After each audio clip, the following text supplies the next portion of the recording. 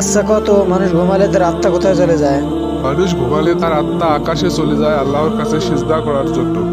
যে পবিত্র অবস্থায় ঘুমায় সে আল্লাহর আরশের কাছে গিয়ে সিজদা করে, আর যে অপবিত্র অবস্থায় ঘুমায় সে আল্লাহর আরশ থেকে অনেক দূরে গিয়ে সিজদা করে। তাছাড়া পবিত্র অবস্থায় ঘুমালে একজন ফেরেশতা তার মাথার কাছে বসে সারা রাত তার জন্য আল্লাহর কাছে ক্ষমা চাইতে থাকে। সুবহানাল্লাহ। এ কত কোন পাঁচটা কাজ খুব তাড়াতাড়ি করা লাগে? এক নম্বরে হলো মেহমান বাড়িতে আসলে তাড়াতাড়ি আপ্যায়ন করতে হবে। কেউ মারা গেলে তাড়াতাড়ি দাফন কাফন করতে হবে। কন্যা যদি বিবাহযোগ্য হয় তাহলে তাড়াতাড়ি বিবাহ দিতে হবে। কারো কাছ থেকে টাকা ধার নিলে তা তাড়াতাড়ি পরিশোধ করতে হবে। আর সর্বশেষ হচ্ছে গুনাহের কাজ করলে যত তাড়াতাড়ি সম্ভব আল্লাহর কাছে তওবা করতে হবে।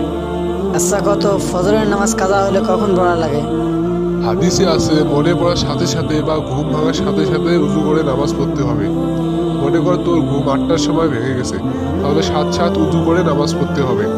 তবে মনে রাখবি, কাজা নামাজ পড়ার সময় সুন্নত পড়া কিন্তু মুস্তাহাব। যদি মন চায় পড়বি, আর না পড়লেও সমস্যা নাই। চোখত পানি আসার মতো আল্লাহর কিছু কথা কত? আল্লাহ তাআলা বলেন, আমি কি তোমার রব নই? তাহলে আমাকে ছেড়ে তুমি কোথায় যাচ্ছ? এই দুনিয়া কি তোমার আমার চেয়েও বেশি প্রিয়? তুমি কি দেখো না তোমার পাপগুলো প্রতিদিন আমার কাছে পৌঁছাচ্ছে, তারপরও আমি তোমাকে রিজিক দিচ্ছি। মাত্র 6টা অভ্যাস করলে জান্নাতের পথ সহজ হয়। কত কোন কোন সেই 6টা অভ্যাস? রাসূলুল্লাহ সাল্লাল্লাহু আলাইহি সাল্লাম বলেছে, তোমরা যদি এই 6টা অভ্যাসের জামিন হও তাহলে আমি তোমাদের জন্য জান্নাতের জামিন হব। 1 নম্বরে সবসময় সত্য কথা বলবে। 2 নম্বরে অঙ্গীকার করলে তা পূরণ করবে। 3 নম্বরে তোমাদের নিকট আমানত রাখলে তা আদায় করবে।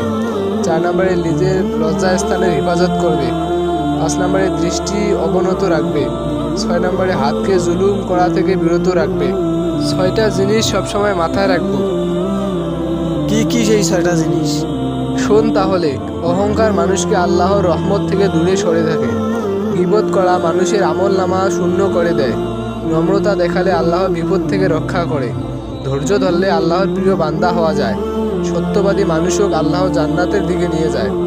আর সবসময় মাথায় রাখবি, তাওবা করা পাপ থেকে মুক্তির একমাত্র উপায়। আচ্ছা, কত মরার আগে কোন 7টা কাজ করলে বেহেশত পাওয়ার সম্ভাবনা বেশি? 1 নম্বরে সকল গুনাহ থেকে আল্লাহর কাছে আন্তরিকভাবে তাওবা করতে হবে। কারো পাওনা টাকা থাকলে তা ফেরত দিতে হবে। 3 নম্বরে নামাজ বাদ দেওয়া যাবে না। 4 নম্বরে অন্যের হক মারা যাবে না, কাউকে কষ্ট দেওয়া যাবে না। 5 নম্বরে নিজের সামর্থ্য মতো দান করতে হবে। 6 নম্বরে অন্তরটা পরিষ্কার রাখতে হবে, কারো প্রতি বিদ্বেষ পোষণ করা যাবে না। নাম্বারটা খুব গুরুত্বপূর্ণ, সবসময় মৃত্যুর কথা মনে রাখতে হবে। আচ্ছা, কত কিয়ামতের দিন কোন শ্রেণীর ব্যক্তির জন্য সুপারিশ করা হবে না? তুই খালি কঠিন কঠিন প্রশ্ন করিস রে। শোন তাহলে।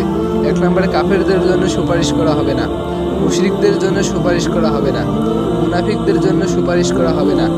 জুলুমকারীদের জন্য সুপারিশ করা হবে না। হারামখোরদের জন্য সুপারিশ করা হবে না। যারা বিদআতে লিপ্ত তাদের জন্য সুপারিশ করা হবে না। আর সর্বশেষ হচ্ছে, যারা কোরআন ও সুন্নাহ অমান্য করে তাদের জন্য সুপারিশ করা হবে না। 7 শ্রেণীর ব্যক্তির জন্য ফেরেশতারাও দোয়া করে। কত কোন কোন সেই 7 শ্রেণীর ব্যক্তি? 1 নম্বরে হচ্ছে অজু অবস্থায় ঘুমন্ত ব্যক্তি। 2 নম্বরে নামাজের জন্য মসজিদে অপেক্ষাকারী ব্যক্তি। 3 নম্বরে প্রথম কাতারে নামাজ আদায়কারী ব্যক্তি। 4 নম্বরে রাসূল সাল্লাল্লাহু আলাইহি সাল্লামের প্রতি দরুদ পাঠকারী ব্যক্তি। 5 নম্বরে রোগী প্রদর্শনকারী ব্যক্তি। 6 নম্বরে মুসলিম ভাইয়ের জন্য দোয়াকারী ব্যক্তি। আর সর্বশেষ হচ্ছে কল্যাণের পথে দানকারী ব্যক্তি। এই 7 শ্রেণীর ব্যক্তির জন্য ফেরেশতারাও দোয়া করে। আচ্ছা, কত কারা জান্নাতি হবে? আল্লাহ তাআলা বলেন, যারা ধৈর্যশীল, সত্যবাদী, অনুগত এবং দানশীল এবং যারা শেষ সাথে আল্লাহর কাছে ক্ষমা চায় তারাই জান্নাতি হবে।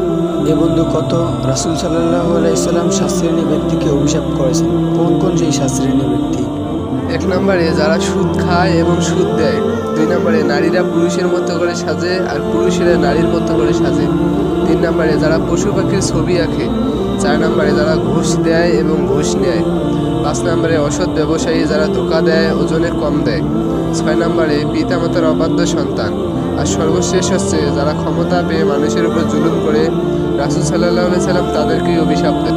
5টি রাতের দোয়া কখনোই ফেরত দেওয়া হয় না। কত কোন কোন সেই 5টি রাত? 1 নম্বর হচ্ছে কদরের রাত। 2 নম্বর হচ্ছে জুমার রাত। 3 নম্বর হচ্ছে ঈদুল ফিতরের রাত। 4 নম্বর হচ্ছে ঈদুল আজহার রাত। আর 5 নম্বর হচ্ছে আরাফার রাত। আচ্ছা বন্ধু, কত শেষ জামানার মানুষ কেমন হবে? এ জামানার মানুষের চেহারা ইমান থাকবে, কিন্তু অন্তরের মধ্যে কোনো ইমান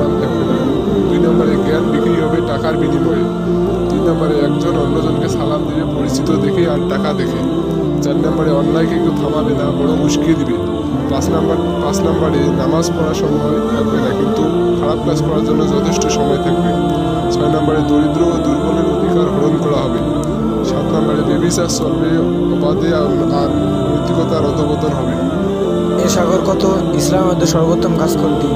রাসূল সাল্লাল্লাহু আলাইহি ওয়াসাল্লাম এক হাদিসে বর্ণনা করেছেন, তুমি অপরকে খাদ্য দিবে এবং পরিচিত অপরিচিত সকলকে সালাম দেবে। এ বিজয় কত এক মুসলমানের প্রতি অপর মুসলমানের কর্তব্য কয়টি? এক মুসলমানের প্রতি অপর মুসলমানের কর্তব্য 6টি।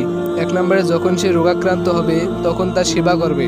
2 নম্বরে যখন সে মৃত্যুবরণ করবে তখন তার জানাজায় উপস্থিত হবে।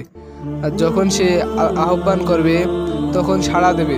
4 নম্বরে যখন তার সাথে সাক্ষাৎ হবে তখন তাকে সালাম দেবে। 5 নম্বরে যখন সে হাসি দেবে তখন তার হাসির জবাব দেবে। আর সর্বশেষ হচ্ছে উপস্থিতি। অনুপস্থিতি সর্ব অবস্থায় তার মঙ্গল কামনা করবে। আচ্ছা বন্ধু, কত রিজিক কখন বাড়ে? যখন গোপনে কাউকে দান করবি তখন রিজিক বাড়ে, আর যখন তুই মন থেকে কারো ভালো চাবি তখন রিজিক বাড়ে। আরেকটা হচ্ছে ফজরের সময় জেগে থাকা লাগবে, আর বেশি বেশি ইস্তেগফার করলে রিজিক বাড়ে। আর একটা কথা মাথায় রাখবি, আল্লাহ কাউকে ভুলে যায় না।